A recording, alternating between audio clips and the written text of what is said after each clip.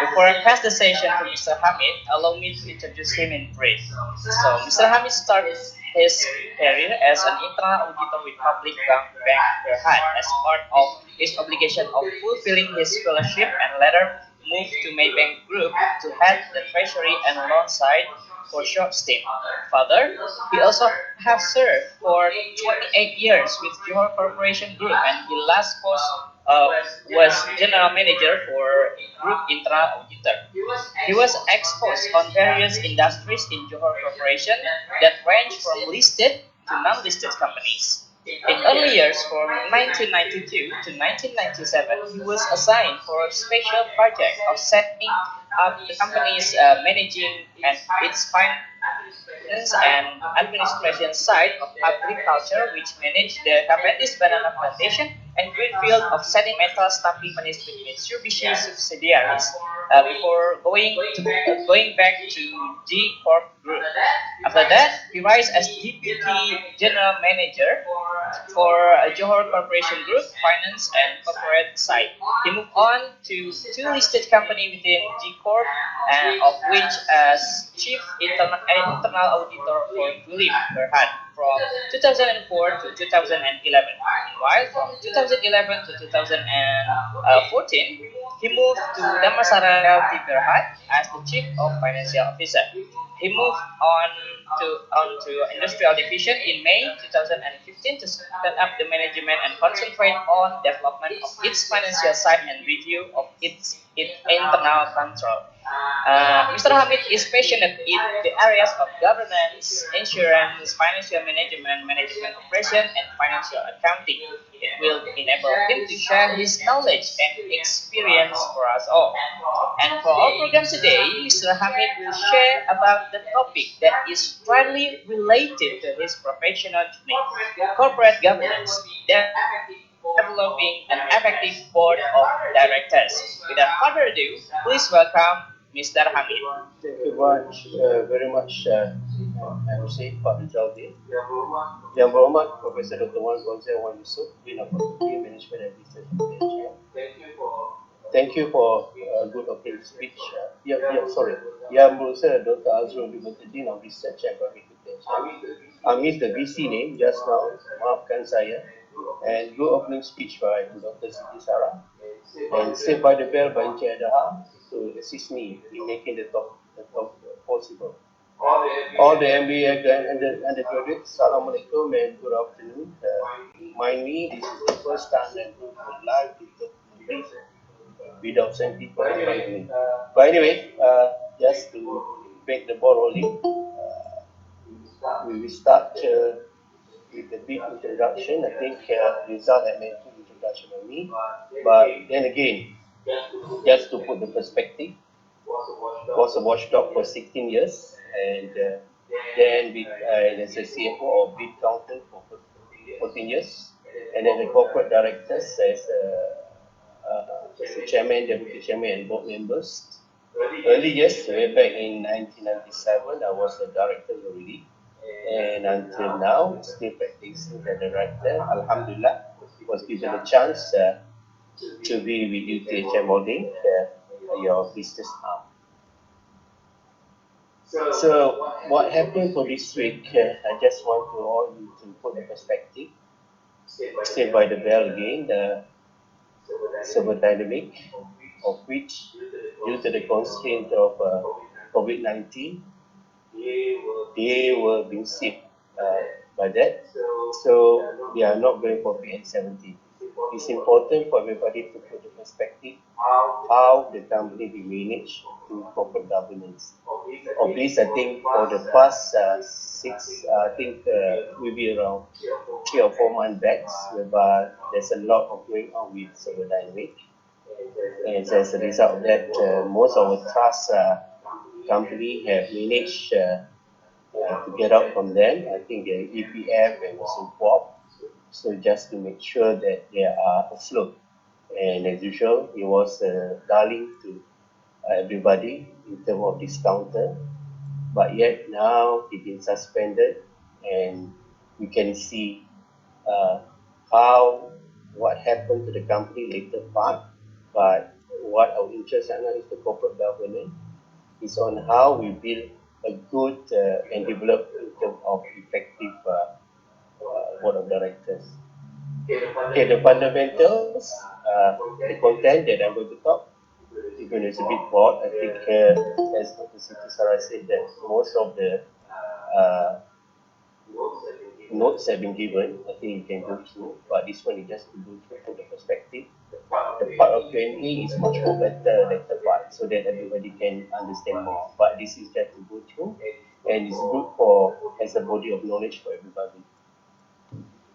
The approach, we gain the basic industry, we align the wrong perception and destiny, rationalize and justify and implement how we do on the what we do at Johor Corp as examples. And then I think most of you can use that also for your coming bookings and also your current bookings as a model.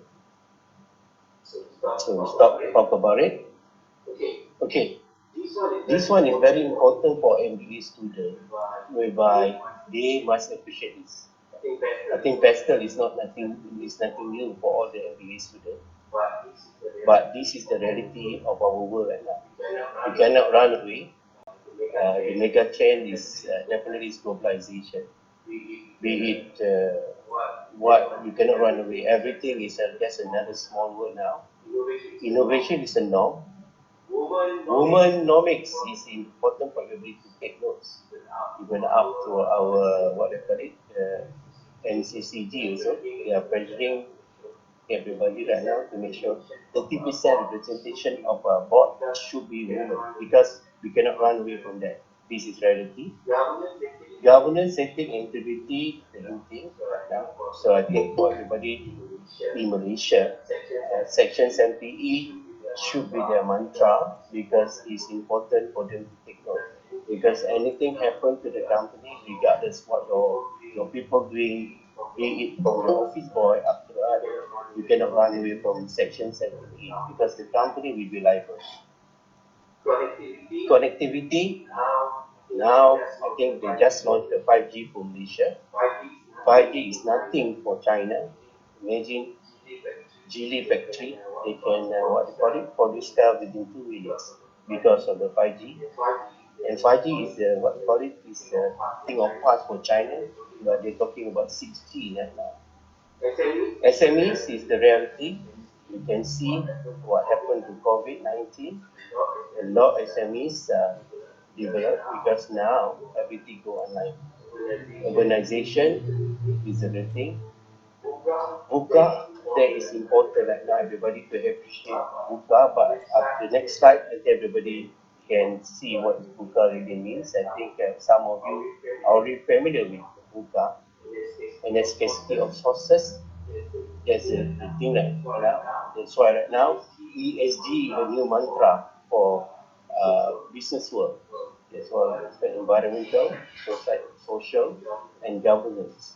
Economic powership, reality. Malaysia is a good one, so I don't have to tell further.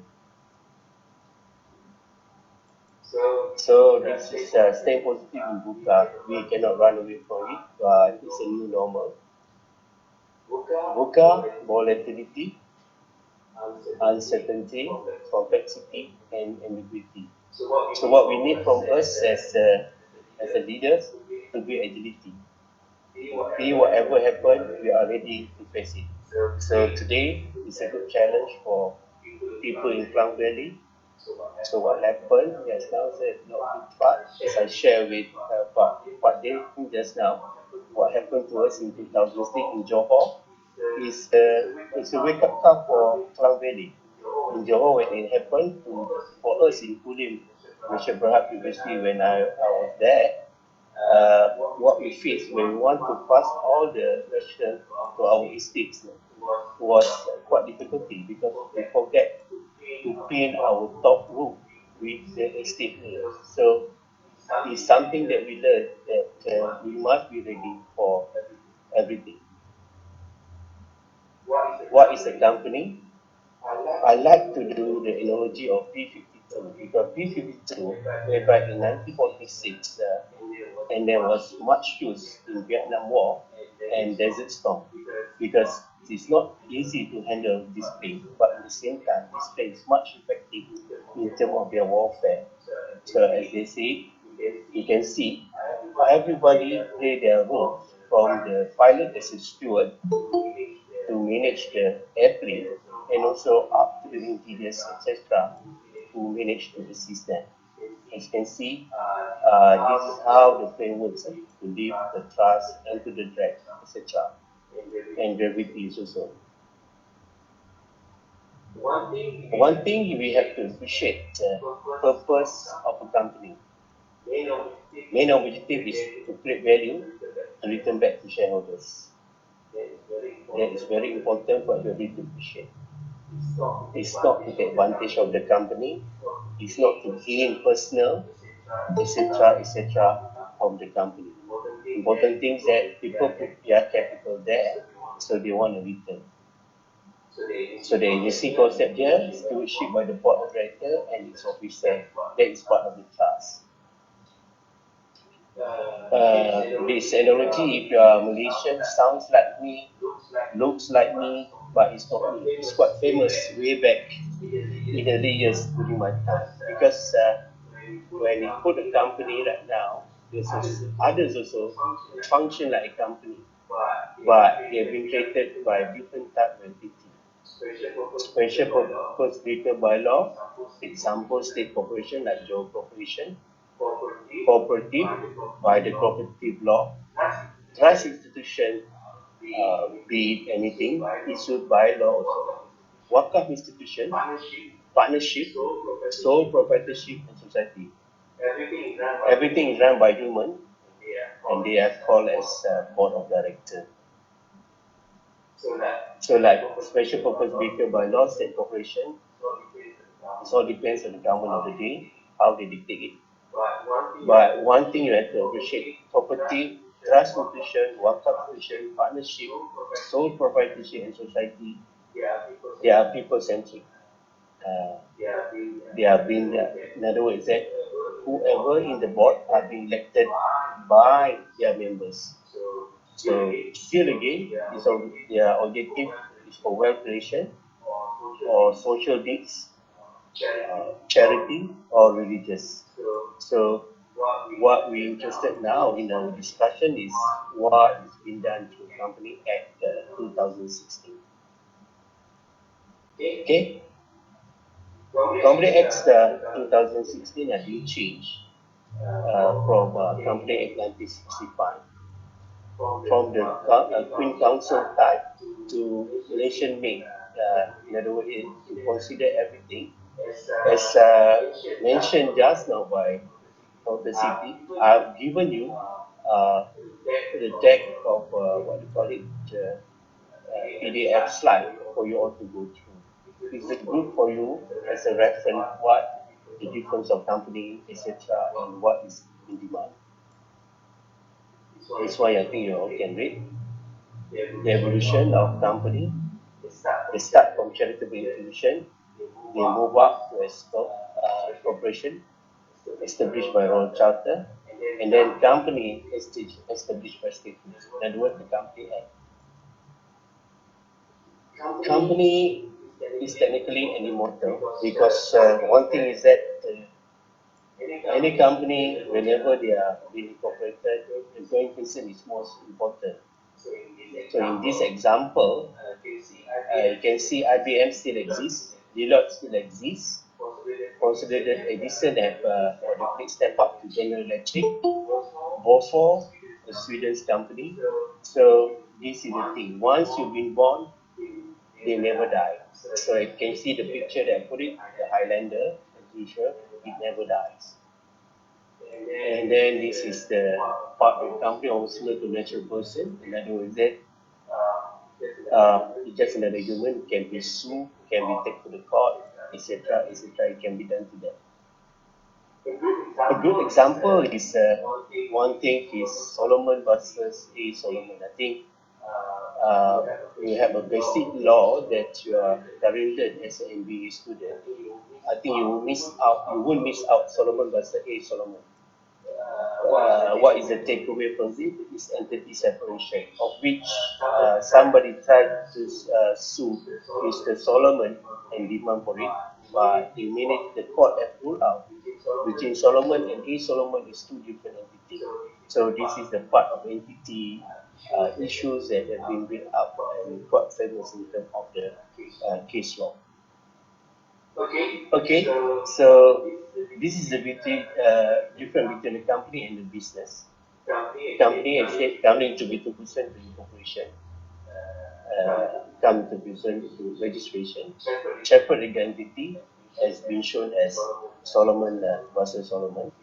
If you are in sole proprietorship and partnership, it all depends on you whether you want to step up to Sdn Bhd. But there's much demand in Sdn Bhd, whereby you have to follow the governance that been outlined by Company Act.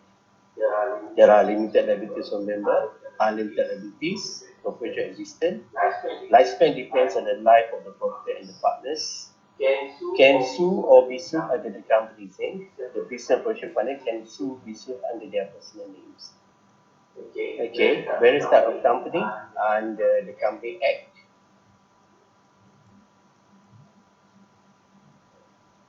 And then the definition of concept of company, the strategic intent, whereby what govern you, memorandum of association, article of association, who is the player, board of director, company secretary, members, auditors, and also regulatory that hold you on.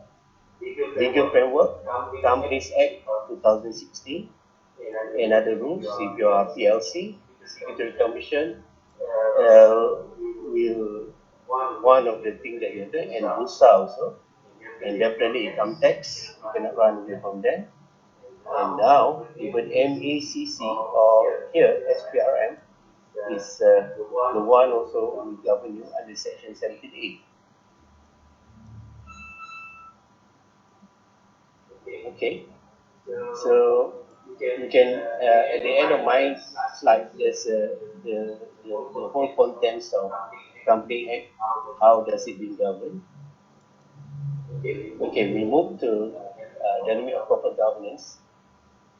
So as been highlighted in the yellow, it's just a system whereby board of directors are responsible for the governance of their companies.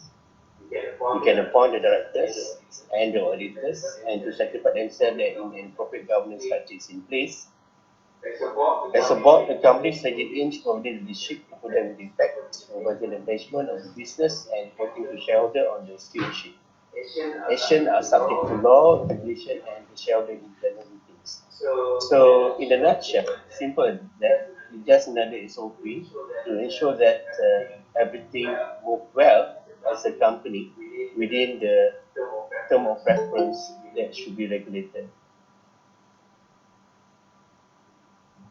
In Malaysia, we have a lot in the corporate governance, whereby in February 1999, it was being introduced just to govern everybody as part of, I think not mistaken, is part of the what we adopt from the category, and also not mistaken as the Enron issues that happen in states. Then after that, everybody started serious into govern all the companies.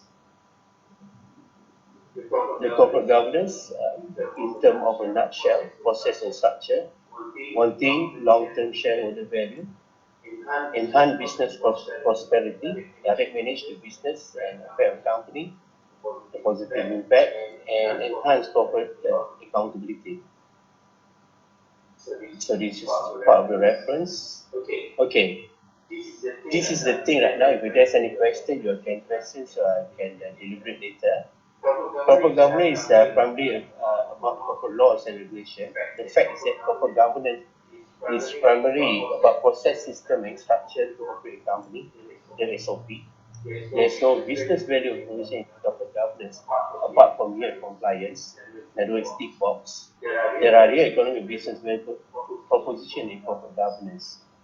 In other words, if you have good corporate governance, it's the right thing for you to be rated. As I mentioned right now, the cyber dynamic issue, it was an apple for Bursa then now it became a poison for Bursa, of which they are supposed to be triple E. So they managed to have two suku in US dollar for 300 million and 200 million, and they was rated as triple E. But now they are have go to the bottom block as C, triple C, if not mistaken. So that's what happened if you are really not practicing the corporate governance. As you see right now, that you can see what happened to Sabadari. People start resigning by the board, this and that. They have not much a good relationship with their auditors, of which the auditors have been with them for the past, I think, more than 10 years. Sorry, when they did the PLC way back in 2016. I think from before that also, KPMG was their auditors. And again, they are having problems with advisory, the EY also. So much to see, we really want to see what is the outcome from that. So they are not moving to PN17, but as I mentioned, said by the bell, they got 18 months to make sure that how they want to react and act right. Corporate governance is relevant only for public listed company. No, corporate governance is applicable to all companies regardless of size and areas of business. I tend to agree of that because your corporation we have the current business of which they are looking at it because I was the one who involved. So much earlier before that, whereby we have two bonds, 1 billion bonds and also short deposit terms of 2 billions, of which we will be rated every year until the part that now when way back in 2001, whereby we can't afford to pay back. So as a result, we were considered as not in system of ratings. So last, the company acts and law on capital market are the only legal provision of corporate government. No other laws, regulation, policy, competency, favor of current account 1965. As I mentioned just now, income tax, we look at the SC, Bursa, everything. Company Act is just one of the regulation that is currently watching all the companies.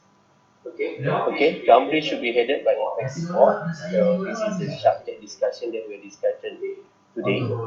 So what is a good trait as a good board? You need to be a good leader, know how to be your agent. Wisdom is most important. Capability, in other words, not just knowledge, but also experience, competency, and professionalism. So diverse of your board is most important so that you can manage the company well. The board should be furnished with adequate information in a timely manner.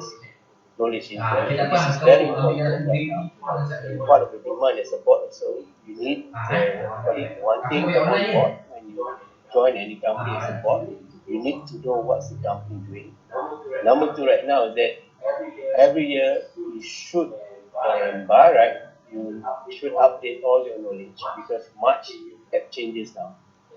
As I mentioned right now, as a long time accountability CFO, we have moved from IAS to MFRS. Now the latest is MFRES.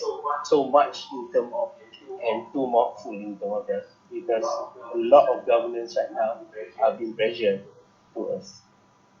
Okay, so in a nutshell, what is corporate governance? Shareholders important because be it Sindran Berhad, be it Berhad and everything, somebody had put their money there. So in other words, that they want the returns. And that's why we need character. Board of director, the one managing it, and the company act right now, you can be alone as a Sindran Berhad, minimum as one person, and 2% as usual, it can manage as Sindran Berhad. But numbers of directors, if you are in terms of, say for instance, like UTHM BOD, Sdn Bhd, but they have a numbers of directors, vast from all type of networks, and then also PLC, the one that receive most of the company, and you see the annual report. Most of the directors are diverse from walks of life. Stakeholder, this one you have to recognize.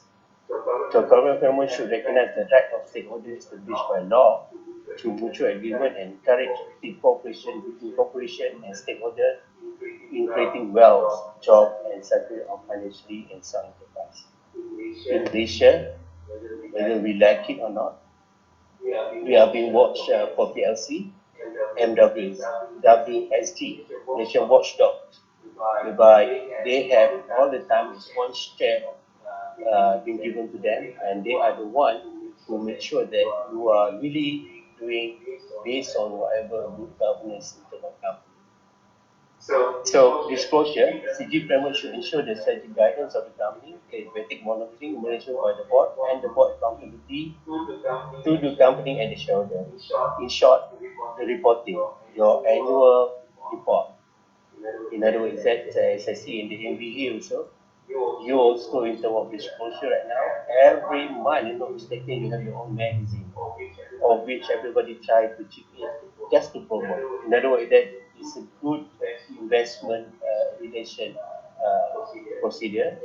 And at the same time right now, however, in the PLC side, they must have a website. You don't have a choice. Website is a must. So this is the one thing right now. You can see the pie chart, just the prevention and mitigation of fraud. So that's the reason because of the corporate governance, of which like you can see there's a lot of things happening in Malaysia, especially the 1MDB and etc. etc. You can see, but now that the cyber dynamic in 1MDB is currently that as a poster boy, most of the media currently. So next, this is how to make an effective directors, board of directors. Sorry.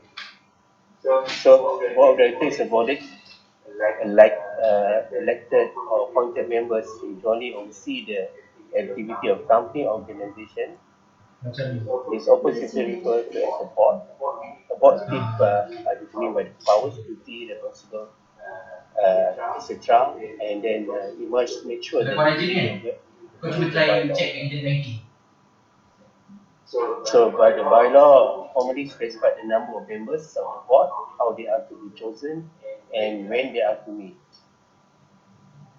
So again, the analogy just now, this is considered as the board, the pilot during the stewardship, the engineer, and everybody support the data to the stewards. So this is the thing, the Section CA, Section 4 Company Act, person going to position director, person who directs instruction in the director, alternate substitute director. Because this much happens because some of the big company normally they have not nominees. So for instance, like in the states of what we call it PNB, and also some of the trust company, they have the alternate directors to represent them. So for instance, like EPF, normally they have their representative to be there if they buy a certain stake of shares in your company.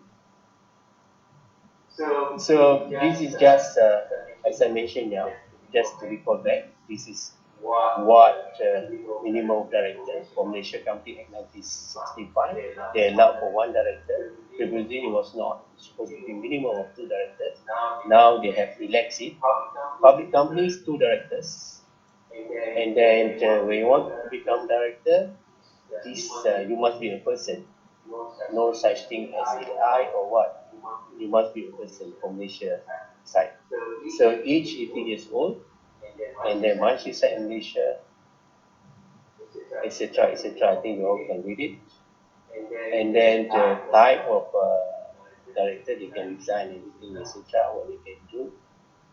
The interested part is the E part, a member of director family, because right now that whatever you have in terms of parents, spouse, child, and everybody, you need to declare to the public as a person of interest in the company. So this is most important.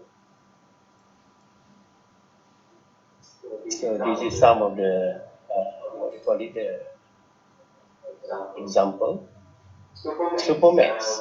Why I put it Supermax right now is that because insider trading, he have the knowledge, but at the same time he wrongly use the knowledge to profit himself. So this is the classic case previously, but he was acquitted later because he can call it justify the court and says that what he do was not insider trading.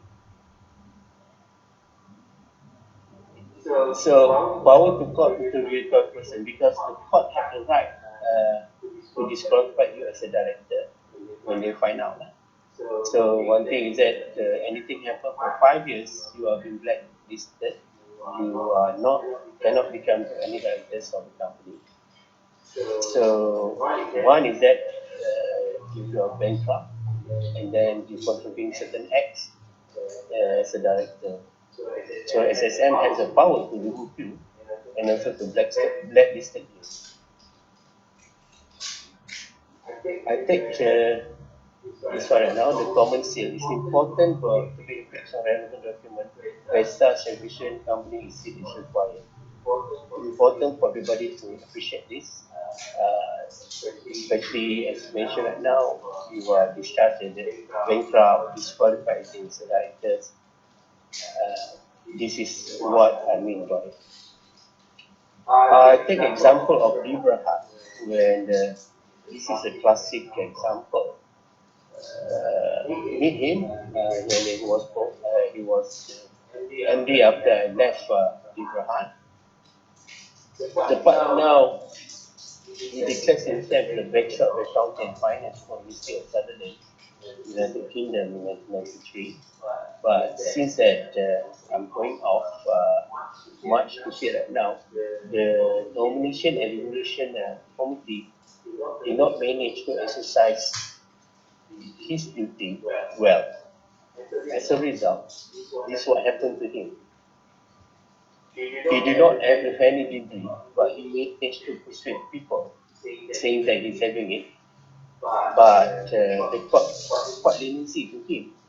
So he just been fined for 4,500, but he being the what they call it blacklisted from become any further become a board of director in near future.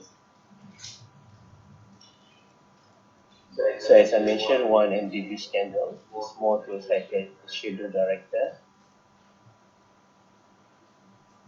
The development in terms of the CG, because one thing you have to appreciate, OECD principles of corporate governance, this is what Malaysia have entered. So whether you like it or not, even tax also, OECD principles also are being accepted for Malaysia. So this is the one that we agreed to work together with others. So directorship, again, the board should act fully informed, good faith, board must treat all shareholder fairly, etc. This is the duty they need to done.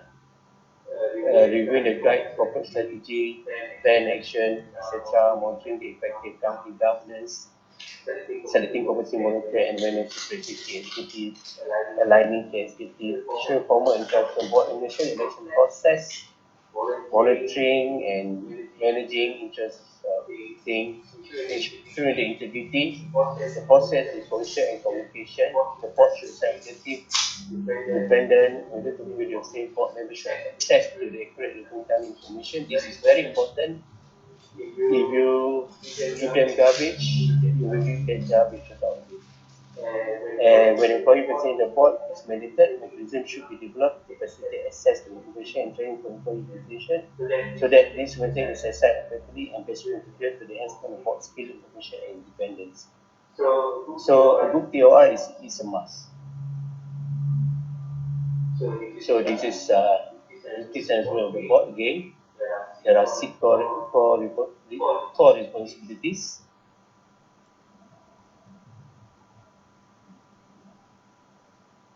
The board is considered responsible for the long-term success of the company and delivering on sustainability stakes of them, setting industrial duties, future function, set the strategy.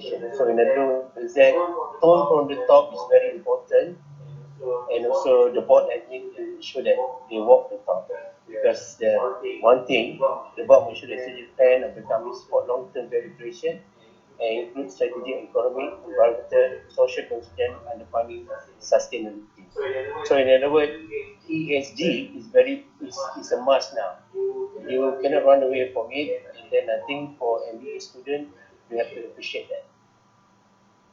So this is the what they call it the review. MCCG the review in 2021. So some of the key feature, so no such thing as what they call it care. Then approach with care, thoughts, process is important. No more tick box. Anything you need to explain the alternative as a way forward. No such thing as that you've done everything, but you must explain if you cannot do it, why you cannot do it. And then the intended outcome for each practices, whatever you actually taken must be justified. Guidance to assist company in applying practices, in other words that, for instance like ABMS, for section 17A, that's a must right now, so you can be in trend and then to ensure that all your practices are again the bribery. Step up, identify example of activity support company moving to greater excellence. Say for instance like now, previously ISO adoption, but now what you need right now, you must have a good carbon footprint mechanism of which that you must show that you are within the environmental ESG as I mentioned just now. There must be a mechanism of your carbon footprint because it's a must if you are a public company and also non-public company because now, as you mentioned, as you know now, because our rancangan Malaysia ke-12, which they have shown a lot of carbon footprint is being introduced, especially like EBICA, etc. So what is intended from this new MCG? So every company is headed by a board, we show responsibility, leadership, qualification committee, the review of the company. Number two, there is demarcation of responsibility between the board and board committees. As I mentioned right now, just now, who is assisting? Investment committee, audit committee, each committee, procurement, nomination, etc. So why? Because it's check and balance principle. So there is a clarity in the authority of the board, its committee, and individuals, directors. So arm's length practice in action for check and balance, and then this is just to avoid any dispute. So again, the board is committed to good business conduct, integrity, and also the board manage employee stakeholder clear on what is considered acceptable. Number four, the ESG and the other new principle. And number five, identify a designated person. They must be the able body that to be accountable for whatever the action or the action of what needs to be done. Each board director are made objectively in the best interest of the company, taking into account diverse diversity and insight. So the composition of board through nomination and evaluation committee must consider the tenure and the diversity of board experience and expertise. At the same time, the board tenure shall be limited on its tenure because under the new company act, everybody is limited to 9 years. Any extension of more than 9 years need for revision to board because if not, what they call it, known as independent director, will be a challenge because once you are too long, you get involved. Seven, stakeholder able to form opinion on the overall effectiveness of the board and individual directors. So, under the annual report, you can see the whole life story transparent for everybody, from the board experience up to all the committees what they do. A good example that everybody can look up is a SAMW annual report. You can find in the web and then you can look through. It's quite thick, but it's nice to read.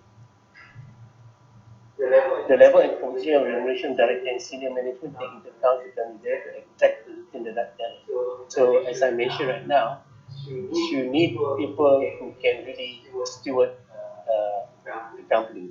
So on top of that, it shall be done transparent and very independent. Number 9, they are able to assess whether the duration of director and senior management function will improve performance and tied to the company performance. So you cannot run away.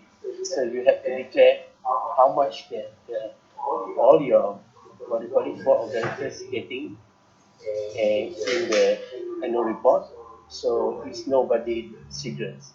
At the same time, for companies, even though they don't put individual how much the board getting, but in the financial statement they have a special what you call it under remuneration to show the top management how much do they getting. So this is in a nutshell. In the rate, as you say, as I mentioned, shorten the tenure of the independent directors for 9 years. Balance disproportionate of the director fees. We must justify why they do it. A good example, if you can take notes of CI Holdings. CI Holding, the chairman is not getting much, but as one director from India is getting the most of the salary. More or less, I think, because of the network that he had from the India to ensure all their CPO are able to sell in India. So this is the reason for them to justify. Executive directors should not be involved in the remuneration committee. So in other words, that if you are the MD, or you shouldn't be inside the remuneration committee because it's not the what call it arm's length in a way. Politically neutral, reserve what I have to say. So it depends if your company is what we call it part of GLC, whether you like it or not, the neutrality can be challenged. Chairman of the board should not be part of the any audit, nomination and nomination committee. This is important for independence. At least, as I mentioned, minimum 30% of women directors.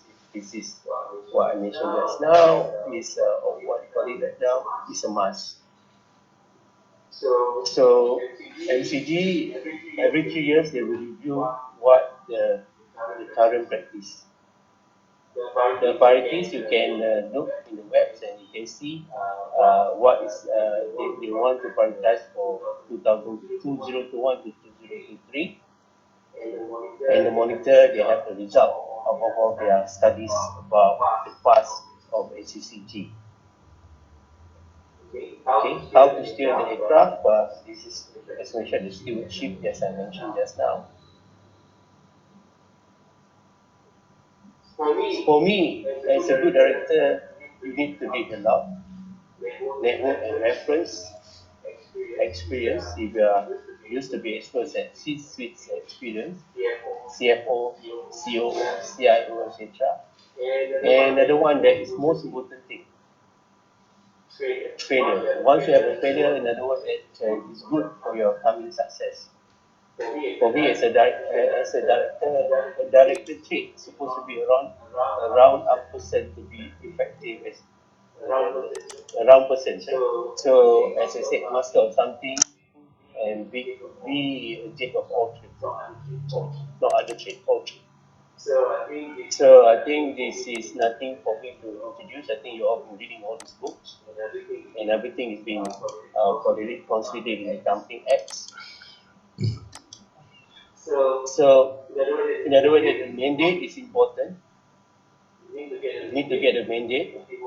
Where do you get a mandate? As usual, from the EGM, the power, again, you get from the Company Act and also from the M&A and AA expectation. This is what you present at the EGM. So in other words, we are practicing in the agency. This is the best trait that everybody must have as a board in making business judgment. Business judgment is a legal presumption that the management of a firm acting in the firm's best interest. Therefore, decisions are protected from judicial review. It protects the management from decisions that result in loss or turn out to be wrong. If the judgment is found, however, to be violation of the duty, does not apply, and its activity comes under the scrutiny of the court. Whatever you do right now, if you do within the Company Act, inshallah, you'll be safe. So, but most important thing right now is that whoever become directors, make sure that the companies that you are managing, be it Sri Lanka also, to get to what they call it, fidelity insurance. So minimum is 1 million because now under Company Act, basically it's either deals or the fine is around 1 million. So make sure that 1 million to 2 million will put enough for you to have, as long as you know that what you do is within the Company Act. So this is what they said, business judgment, any decision whether or not to take any action in respect of matter relevant to the business of the company. Just another basic principle, because we are the one who stewardship the companies as an entity, but we are the agent who managing the company. So business judgment is very important. So what make a good business judgment? Make the business in good faith and proper purpose. Ensure there is no material personal interest. That is important because this is the challenge. No material personal interest. Three, ensure you are duly informed on the subject matter reasonably and good faith. For me, I would say that as substance over form and never assume, because assume as in me is as you and me. So very important for you to appreciate substance and over form and assume. Anything, don't trust anybody. Always make the business judgment in the best interest of the company. Anything that you do is for the company, not for yourself. So it's not a box ticking exercise. It's a dual application. Step 2 is review the sound business judgment. Of course, a high degree of protection from liability. Anything to do, make sure that you are protecting the company. So research and rule serve as dual purpose and benefit of the directors. One, as empowering tool for gain sound decision making, and two, protects against liability. So this is the must. Duty access the care, skill, and individual. One thing, knowledge, skill, experience is better for letting happiness and thing. As I mentioned in the design, specific additional knowledge, skill, and experience which the letter has in fact has. If you don't have, you can ask for the third party to give it the opinion, etc. Because the board have the right to do to exercise their judgment based on the sound knowledge. So in other words, another board should comprise a mixture of individuals with the necessary knowledge and experience relevant to the company. If you are in IT, make sure that somebody is in IT there. Okay, the importance of managing finance by director is very important for you all to know at least what is debit and credit and bit operations. Finance is the bloodline of the company. No money, no profit. So, saved by the bells, you have CFO and the audit committee shall confirm it with the external auditor. In practice, for PLC, quarterly report will be vetted and announced and final account approved by AGM. Account by AGM, shareholder will external auditor confirming it for the PLC. So every quarterly, the audit committee will sit down and then we listen to the CFO for whatever the result of the company. From there, they will confirm, and the audit committee chairman will bring to the board meeting to confirm whatever the result of the company. Bear in mind, normally in February, before February 28th for Malaysia, if you are closing in 31st December, what you need to confirm is that there is almost correct in terms of whatever the figure going to be announced. Any difference should be within the margin of 10%. Anything more, right now you'll be reprimanded by some issue. So what you need to do as other directors in the meeting, one thing is that avoid assume estimation because it makes as you and me, and always ask the right question. Two, check and balance because never trust anybody, even your fellow director. Remember FGV? I think you can look up what happened to FGV. So, statement made of figure present to be qualified form. So in other words, everything should be there. So you have the internal audit. Make sure that they do a good audit, so that from there you can have some audit report that will be presented by the audit committee. The substance, that's the one, and the form is as I mentioned just now.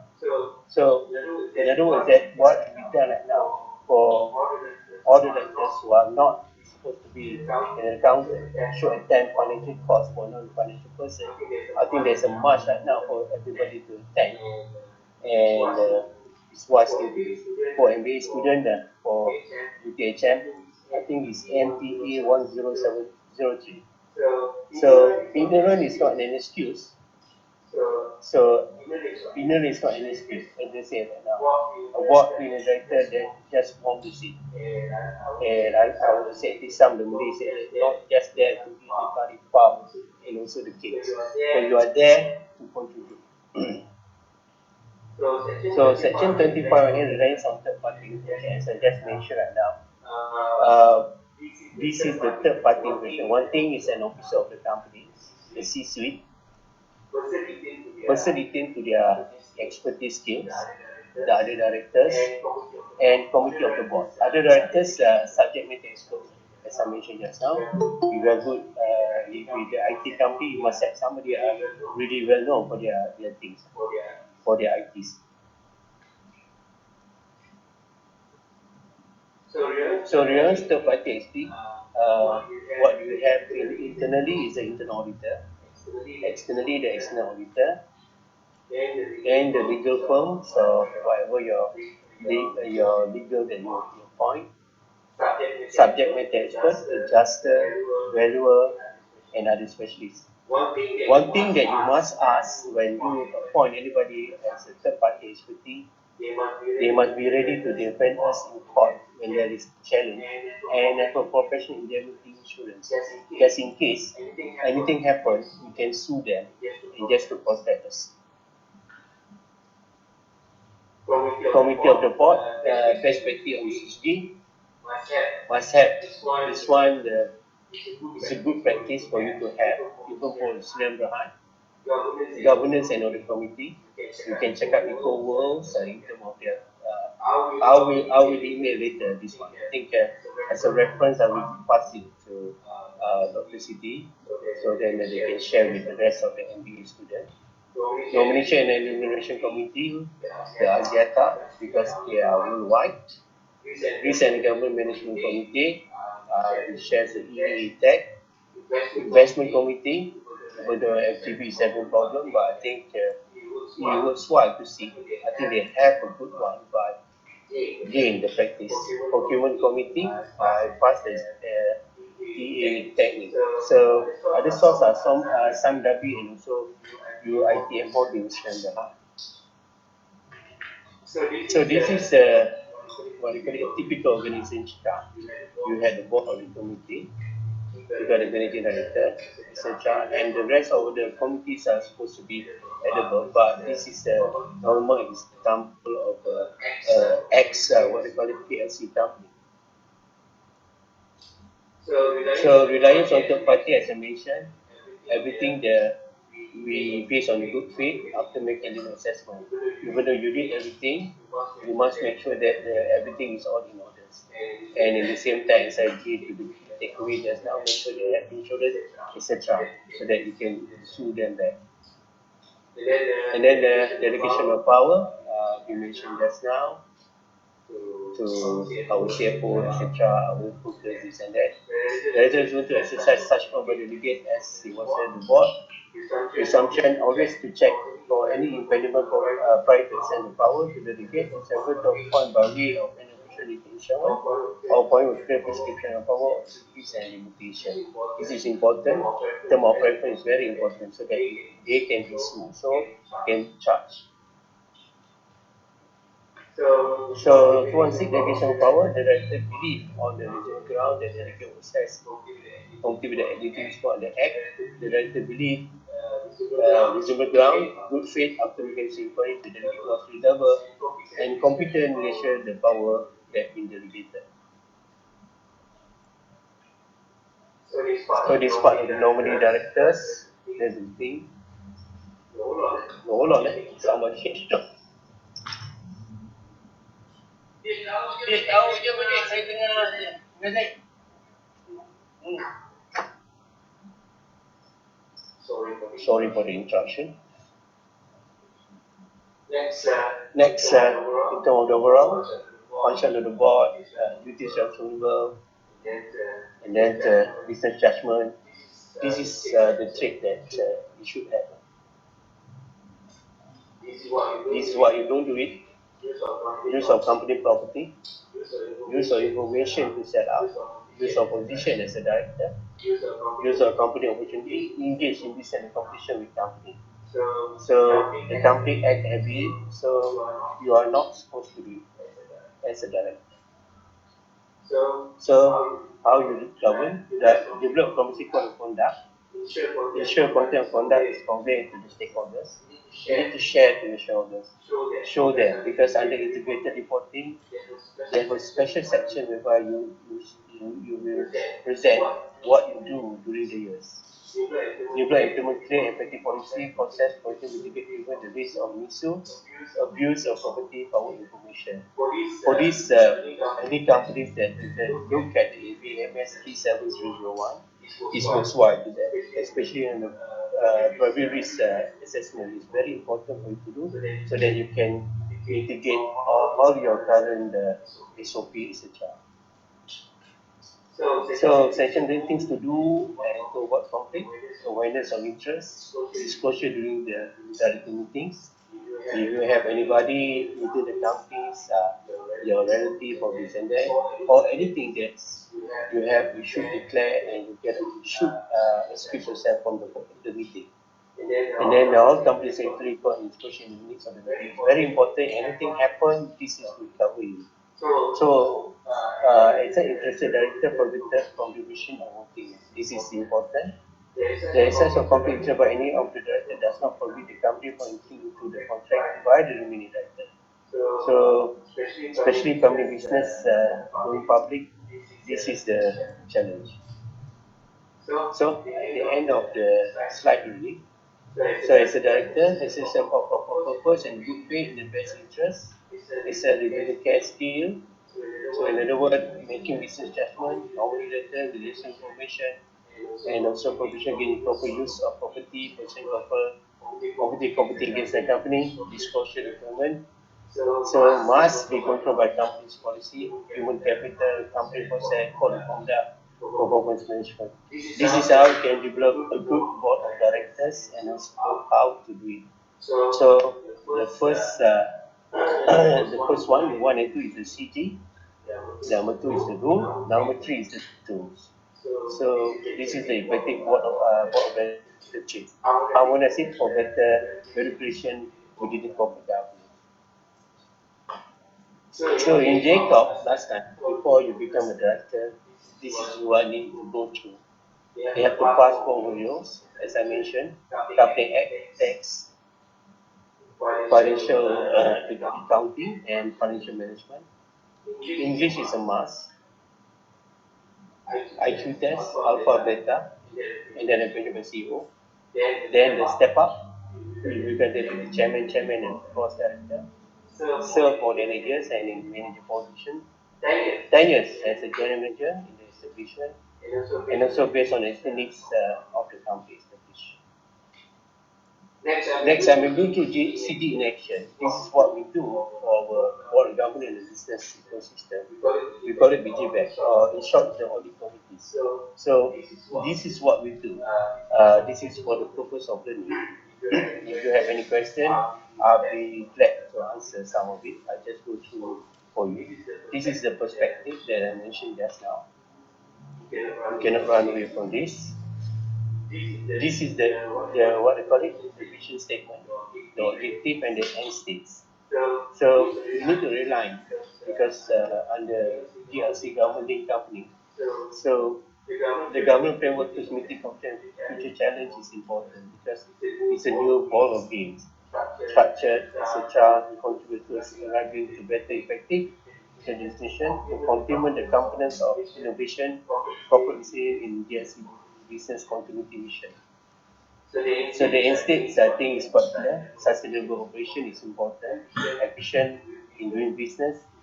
Effective implementation of risk management and integrity and governance frameworks.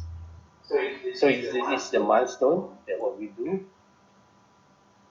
This is the SWOT analysis that we find the weakness. So that's the gaps that we find out. What is the current that we're having? Important pointers. So some of it right now, there's some tools. BAC, balance scorecard, KPI, and also strategic planning. So we use the tools of what we call it blue ocean strategies. So this is what we find out. And then this is the part of that what we need to do from the gaps that we find out. This is the trust that we put it.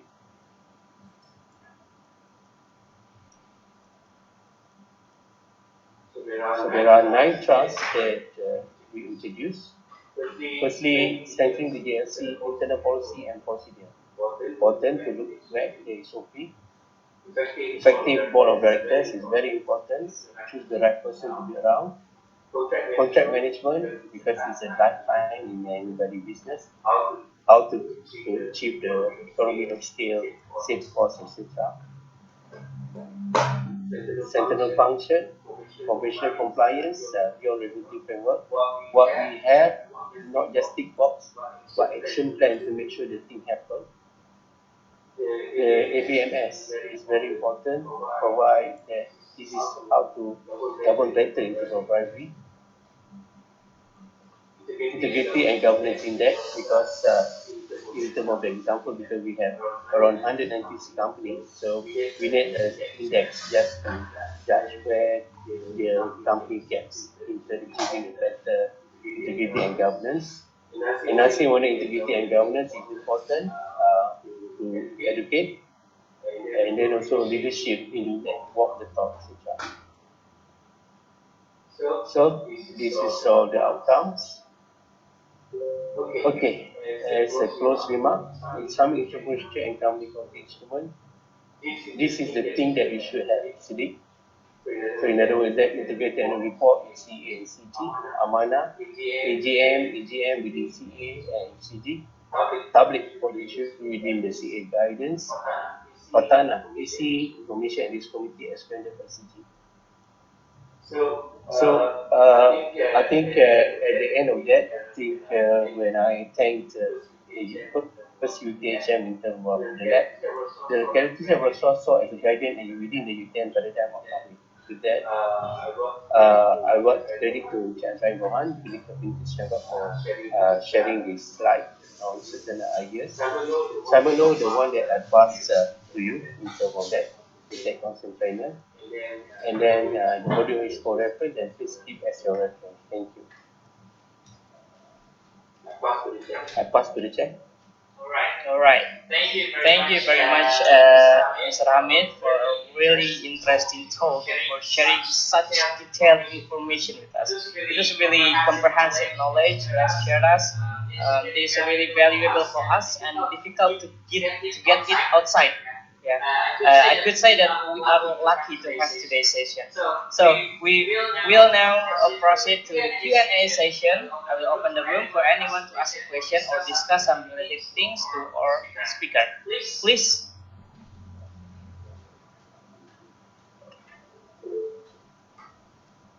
Yeah, this one is from Fazila Aris. Salam, sir. Can you share briefly about corporate governance practice for SMEs? Should they have the same structure like the ones in the big firms, such as board of director, etc., or effective HR framework is sufficient enough for SMEs to be considered as practicing good governance? Okay. In my opinion, it depends on what type of business that you're doing right now. Because what they do right now is that in terms of SME right now, it's good to have all that because as I put it in the as an example, you can actually molding right now because we are approaching to that, and you know we are managing all the SME below, but in the same time as well, we have the audit committees coming up, and also board of investment, and also nomination and evaluation practice. So SME is all depends. If your payout is 25,000 and then you are the only directors, you need to do it as usual because you are doing for yourself. But unless you are doing SME, but you approach what they call it as venture capitals or whatever, etc. It's good to have so that you can attract what they call it capital investment to your side. So for instance, like if you need any angel investor, definitely they need to know that because once you have angel investor, they will be part of your what you call it your one thing is that invite them as a directors. A good example is that for instance like we have very difficult, but example is much more better. Like say for instance like Cap Jalin, say that is a good SME in terms of that. So it's a family-run business. Yeah? So that's the challenge right now. When the family right now, they tend to what they call it, borrow from the company itself. But having this and you invite outside people, this etc., is much more better because we will detect much better in terms of nomination and evaluation. So the part now, whether the elders getting more salary, the youngest getting salary, that's the part now. So for instance, like Supermax right now, even though they start from SME, they move up to PLC.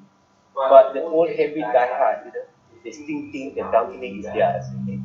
So you can see that now, most of the Berhad company right now, trying to, what they call it, go for unlisted because they cannot enjoy whatever the thing that they have. Because once you're PLC, you're getting dividends. But once you're SME, you're getting salary. Because that's the challenge. But having this, once you invite any independent directors, it's best to have so that it's much managed in terms of the companies. That's my take for it. But that one is as a good governance. Even though you have a effective HR framework also, it can be sufficient. But again, if it's a family-run business, that's the challenge. That's the part now because in the annual report, normally they put it. If one thing is that like in Scam Berhad, you never share your accounts with your employee. But if you share the account with your employee, definitely the employee know that you are taking more of that from whatever the profit they have. So in terms of public listed company, you cannot run away because everybody has access to the annual report, whether you like it or not. Then you can see how they share the kicks. Sorry. I think whether it's good enough, I think that is my take. Okay, thank you. Is there any question? Maybe Fazila want to share her previous thoughts. Is there any question? There's no one intended to ask, then I have one question instead. Well, actually, I'm really curious about the G20 because actually this year Indonesia will be the host for G20. The G20 bring both developed and developing economic powers to discuss important issue to the world economy. Is it really meaningful for the board of directors? I mean, is it influence the nature of business and influence the director's decision on the plan? Yes, because one thing is that when the G20, I think we are part of G20 right now for Malaysia. So Indonesia will be the next. Because there's a set of rules right now that we agree to what they call it undertaking. So memorandum of understanding. So of which from there we want to know how do we act as one thing because we got so many G7, G20. There's a lot of things happening. So this is the rules that we have to respect. So for instance, like G20 in terms of tax, there are some practices whereby we have to respect each other, whereby we have to abide with. Okay, so this is the one that we agreed to follow into that, so that business, what do you call it, we are what do you call it, same footing. In other words, when we compare apples in Malaysia and apple in Malaysia is the same apple. It's not apple in Malaysia is much different, but apple in Indonesia is different. I think one good example as you can appreciate. Previously, we have RSPO, Roundtable Sustainable Farm Oil, remember? Okay, so everybody agreed to follow. But sorry to say, when Indonesia became a big power of RSPO, palm oil, then Indonesia created ISPO, and then Malaysia created MSPO. But then the European country declared, I want RSPO. Whether you like it or not, right now that you must know where the market goes.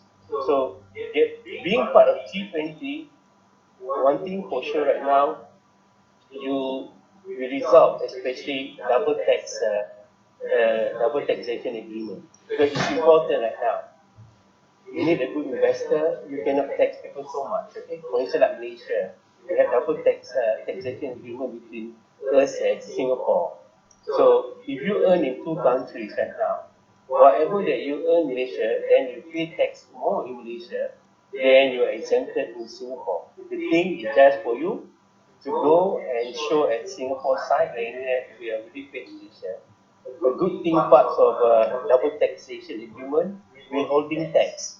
Withholding tax only occurs, say for instance, any professionals, what do you call it, professional services that you get from Singapore, we in Malaysia have to pay 10% withholding tax. Okay, that 10% withholding tax we can get refund back.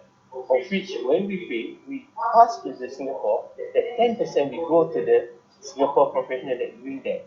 So in other words, we enjoy into that. So it makes sense that for you to go to G20, whether you like it or not. As I said, globalization is localization. You like it or not, we are staying in one world. There's no more world in Malaysia. In the world. There's only one world. COVID-19 don't care. They just attack all over the world. I think that makes sense for you to go for G20. It's good sense for Indonesia right now. Okay, say for instance like Grab, isn't it? You can see how Grab do it right now. How they do it right now to make a trade with Uber. So Uber, you just disturb anything in the States and whatever European, etc. But Grab is meant for Southeast Asia. All the Asia are going for Grab. But Indonesia, they respect. Instead of going Grab, they go Gojek. So the model of Gojek do well in what do you call it? Indonesia, but fail in Malaysia. Yeah. So that is one thing the rationale right now that no such thing as that I'm more powerful than you are powerful. Now is how to collaborate. So it makes sense to go for G20. That's my take. I think it's much clear into that right now. Should be a win-win situation. That is my take. I think I hope that you understand with the example that I give. ISPO is quite powerful right now for Indonesia. So we are what do you call it? Try to do as much as possible. We see how because this is the challenge right now for everybody doing the palm oil. Thank you. Thank you so much, Mr. Hamid, for the explanation. It's very clear and brief. Well, for others, is there any question?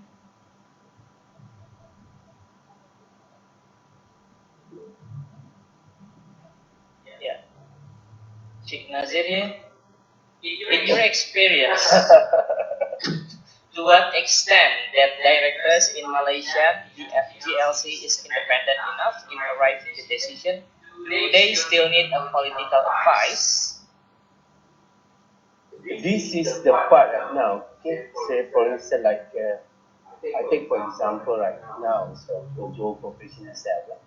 So it's important to have a strong character of a directors that much needed. Okay, I think Joe Corporation simple. Okay, sorry, off the record, but you can all can listen. Remember Osman Sakan, the NB, to get discount for the Johor land. Sorry, the house that he bought for the bungalow. I think you all miss in the radar.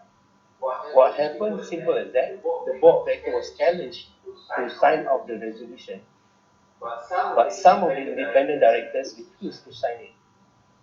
As a result, from that, he was moved up to SPRM, so he was under investigation.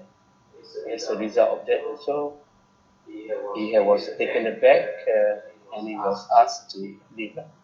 Because that is in practice right now. Because most important thing is the independent directors to act as much as possible the integrity parts. So it's very important. Political advice, yes, it is, but now you can see right now they cannot run away. Tabung Haji, they're having a special royal commission is going on right now. And then who else? FGB, Belda by itself. They're suing each other right now. All the directors are being sued. That's what happened. So in other words, as I mentioned right now, whatever you do, make sure that you get the necessary information for you to make decision. As a person, can be sued. One thing about it. So political advice, don't take any political advice. Simple as that. If you ask me right now, go for your what do you call it, wisdom. That is the most important thing. And another thing is that you have the choice to resign as a board of directors. And then another thing, you have the choice again to report to SPRM. That what best you can do in terms you think there's something wrong with it. And then whenever you want to sign something, especially the resolution or what, read it first. And then if you don't want to sign it off also, you ask especially the management to explain why they come up with that. I think it's most important thing. As I mentioned just now, assume, never assume, as you and me, avoid that. And then another thing, I like to use this word, substance over form. Important right now, check and balance. That's my take. I think important. I think we are quite good to make decision and we quite good to resign now. No problem with that. Thank you. Right, thank you. Okay, is there any question? Maybe just now I saw Musa raise her hand. Muhammad Musa, right? You have any question for our panelists?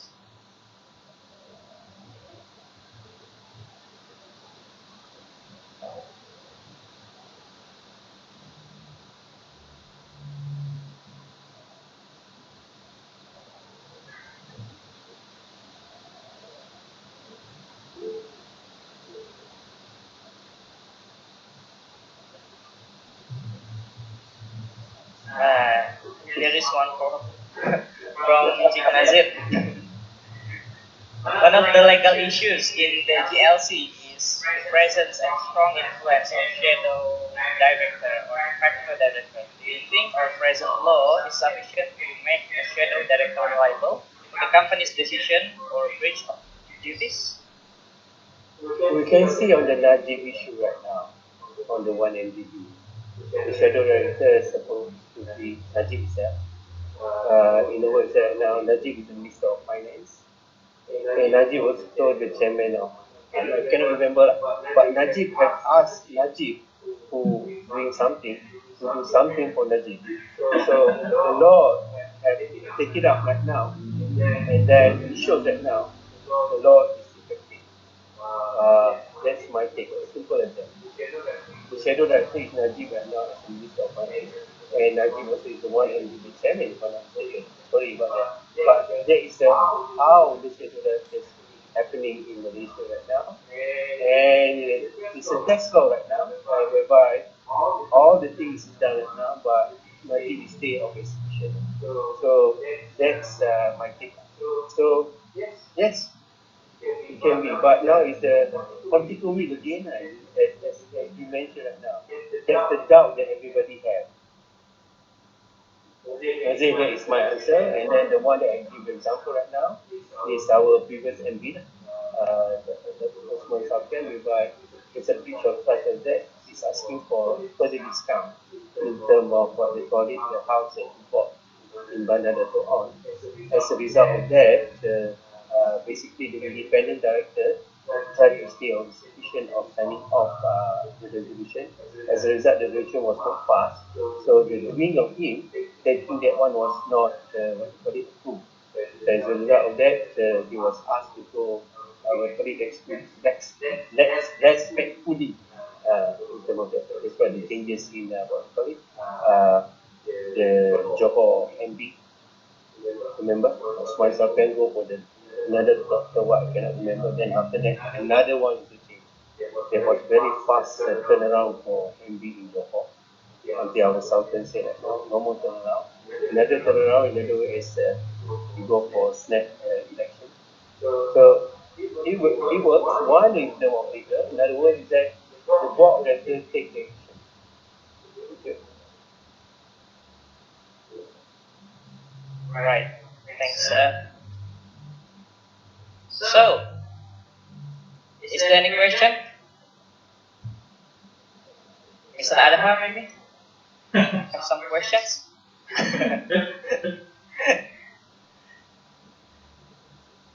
Okay.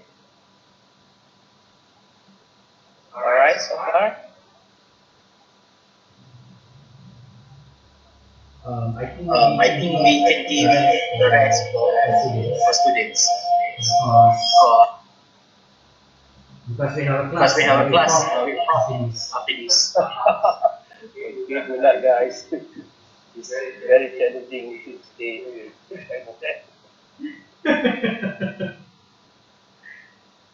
Alright. Yeah, we have a class at 5 actually. Yep. But yeah, but there's no one want to ask a question. So we're gonna end this session. How is it, Mr. Hamid? Okay, that's good. Thank you very much for your attention. I hope I don't bore you all. And then whatever the things that pass to you, just use it for your research and studies. And then it's good for you all to have a look at it. And then whatever the tips I gave just now, just go to the website.